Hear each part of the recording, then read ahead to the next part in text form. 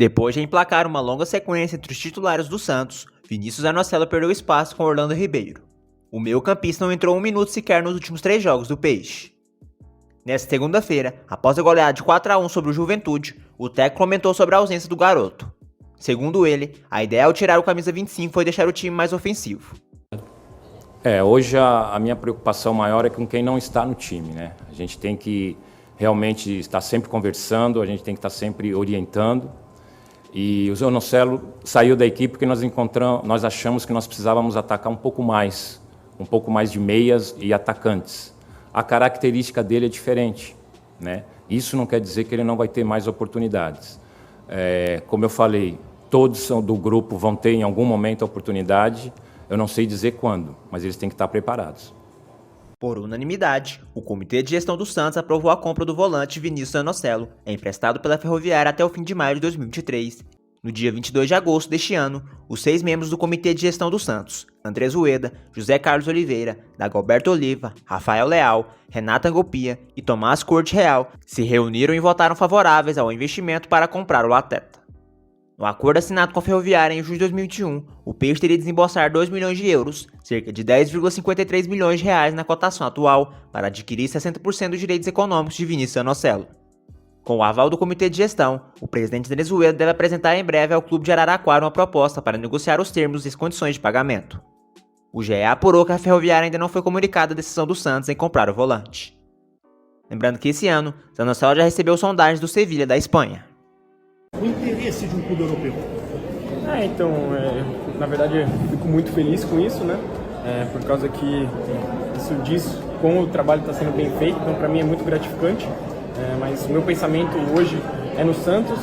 Eu sei que tem sondagem de outros times também da Europa, isso chegou para mim sim, mas o meu pensamento hoje é total no Santos. Eu quero estar ajudando o Santos até o fim. Isso é muito gratificante para mim, eu fico feliz com isso. Aos 21 anos, Zanocelo tem 74 jogos com a camisa do Peixe e 5 gols. Nessa temporada, foram 48 partidas, sendo titular em 41 delas. O Santos está atrasado para 2023. Enquanto outros clubes têm planejamentos definidos e já começaram a busca por reforços, o Peixe do presidente Andrés Rueda ficou para trás. O Santos até monitora alguns jogadores para a próxima temporada, como os argentinos Lucas Blondel e Fran Cristaldo, mas não tem negociações em andamento e se vê sem um departamento de futebol bem estruturado. Depois de demitir o diretor Newton Drummond e ver o ex-técnico Lisca pedir o boné, Andrés Rueda acumulou as funções de presidente e diretor. Para não piorar a situação, o Peixe recebeu o não de Sebastião Becassese e Marcelo Bielsa e acabou por efetivar o Orlando Ribeiro, treinador do Sub-20, até o fim do Campeonato Brasileiro. Sem diretor e técnico para 2023 e com certo risco no Campeonato Brasileiro, o Santos não é um atrativo no mercado. Essas definições só devem avançar a partir de novembro, com a reta final do Nacional e o período de Copa do Mundo. Em outubro de 2021, há um ano, o Santos não vivia um grande momento, mas tinha um pré-contrato com o Eduardo Bauerman assinado, via Fábio Carille como treinador para 2022 e estava satisfeito com o Edu Dracena como executivo. Agora, o Peixe não acertou com ninguém, não sabe seu técnico para 2023 e tem muita dificuldade para encontrar um diretor. Diante de todos esses problemas, o Santos não deve beber água limpa para 2023, último ano da gestão de Andrés Rueda, com a promessa presidencial de maior investimento. Então, vocês devem ter acompanhado a situação. Quando a gente iniciou a gestão, a situação do clube realmente era preocupante, tá? Uma dívida altíssima e não controlada, tá? São duas coisas distintas. Então, a dívida alta e não controlada beira o caos. A gente pegou o clube com transfer ban, com contas bloqueadas e tudo mais aí que vocês já acompanharam. Dentro do nosso planejamento, o que a gente fez? Rapidamente tentou fazer acordo com nossos credores, tivemos êxito, conseguimos no primeiro ano abater praticamente 76, 80 milhões em descontos em função dos acordos, pagamos 120 milhões em 21, tá, referentes a esses acordos. Todos os acordos que a gente fez questão de que eles terminassem, na sua grande maioria, dentro da nossa gestão, para não deixar para o próximo, né, com risco de eventualmente não ser pago e a bola de neve começar a aumentar de novo. E eu costumo falar, 2022, se a gente conseguir chegar até o final do ano, aí a coisa começa a mudar. 22 está sendo, né, que vai ser um ano sofrido, tá? Porque a gente tem que honrar contas, todos esses acordos que foram feitos. Mas 22 vai ser sofrido, 23 o Santos muda sua chavinha, tá? Em 23 a gente está numa situação um pouco mais confortável, tá? E com certeza a gente volta a investir pesado no futebol e para dar alegria nessa torcida, né? Sair desse período cinzento que o clube atravessou nos últimos anos e voltar a ser o Santos que sempre foi, com um elenco forte, não que nosso não seja, então a gente tem um elenco bem razoável pela situação do clube, tá? Com muitos jovens amadurecendo, mesclados com uma equipe já mais madura e que pouco a pouco vai dar alegria para a nossa torcida. O Santos sabe que precisa de um zagueiro, um lateral direito, um volante, um meia e um atacante de velocidade para 2023. O departamento de análise de mercado encontrou vários nomes por posição e diferentes preços. O All Sports apurou que alguns empresários procuraram o Peixe para oferecer jogadores, mas encontraram dificuldade para conversar com o sobrecarregado presidente Andrés Rueda. Na janela do meio do ano, o Santos esteve perto de contratar o lateral direito Lucas Blondel, do Tigre, e o meia Fran Cristaldo, do Huracan. O Peixe deve retomar o contato por esses argentinos. Com Blondel, o Santos possui prioridade. O Tigre viverá eleições no final deste ano, o lateral direito espera ser negociado com o Peixe ou outro clube do exterior. Em julho, o valor era de 8 milhões de reais. Por Cristaldo, a negociação seria mais difícil. O meia é destaque do campeonato argentino e já valia 20 milhões de reais em agosto. O armador chegou a ligar para o presidente Andrés Rueda chorando pelo desacerto com o Santos. O problema foi na forma de pagamento e nas garantias bancárias. O Vivare Nagasaki, clube do Japão dirigido pelo técnico Fábio Carille, mantém interesse no atacante Lucas Braga, do Santos, e pode fazer uma proposta no fim dessa temporada. A sugestão de Carille ao Nagasaki, da segunda divisão do Japão, é antiga. Em julho, o All Sports publicou a consulta ao Peixe. Na ocasião, porém, os números foram considerados elevados. Braga recebeu algumas sondagens ao longo do ano e, em todas elas, o presidente Andrés Rueda pediu entre 5 e 6 milhões de dólares, 26 milhões de reais e 35 milhões de reais, respectivamente.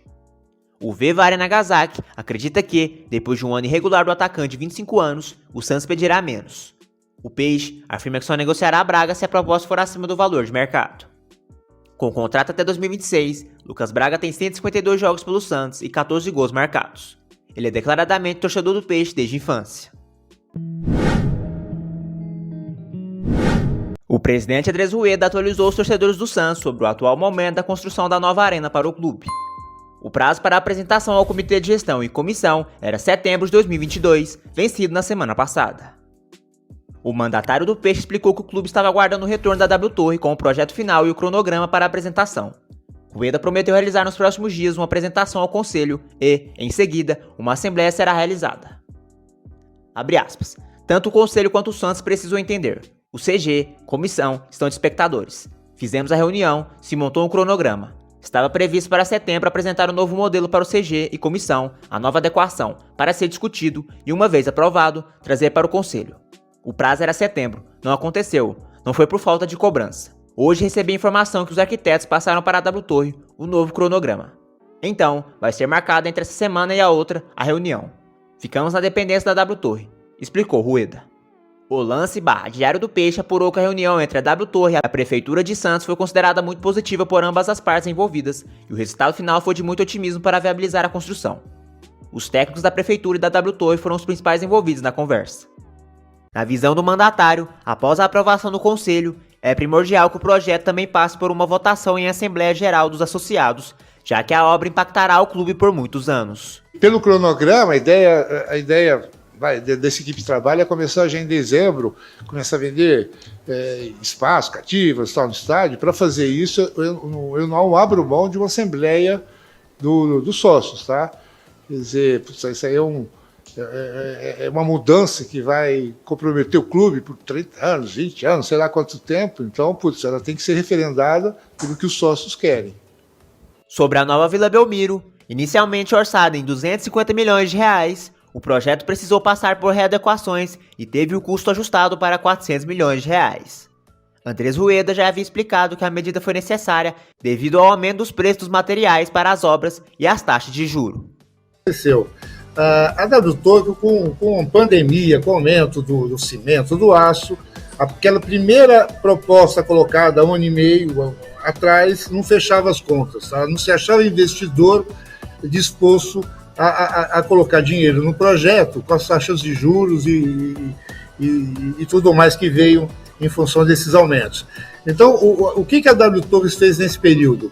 Ela detalhou o projeto. Tá? Era um projeto com orçamento. Quando a gente fala em orçamento, são valores aproximados. Então, ela levou um tempo para realmente chegar no valor real do projeto. A capacidade do estádio será de 30 mil lugares. Além disso, há uma previsão de 500 vagas de estacionamento. Para realizar a captação inicial de recursos junto a investidores, a W Torre irá utilizar a comercialização de cadeiras premium e camarotes. A empreiteira também será responsável pela gestão do estádio pelo período de 30 anos.